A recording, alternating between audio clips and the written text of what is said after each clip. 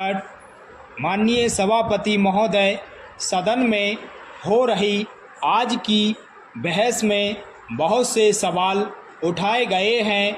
कुछ सदस्यों का कहना था कि यदि गन्ने की पैदावार को कम कर दिया जाए तो धीरे धीरे इसके दाम बढ़ जाएंगे। मैं इस सुझाव से सहमत नहीं हूं कि पैदावार को कम करके गन्ने के दाम बढ़ाए जाएं। हम तो चाहते हैं कि देश में हर चीज़ की पैदावार बढ़े, साथ ही किसानों को उनकी पैदावार का पूरा दाम भी मिले। यदि किसानों को उनकी मेहनत के अनुसार दाम नहीं दिए जाएंगे तो खेती के प्रति उनका उत्साह कम होता जाएगा। ऐसी स्थिति में देश को गंभीर संकट का सामना करना पड़ सकता है। आज की बहस से जरूरी प्रश्न उठाए गए। एक प्रश्न दोहरी नीति के बारे में उठाया गया।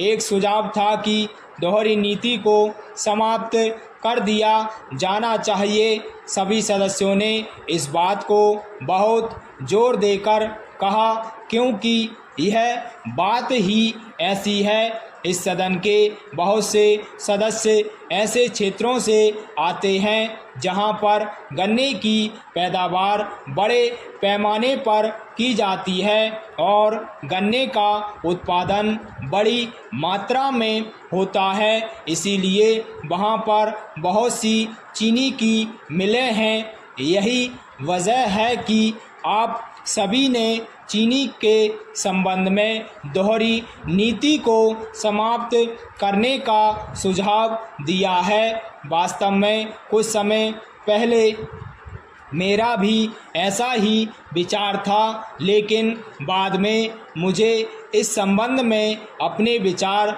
बदलने पड़े।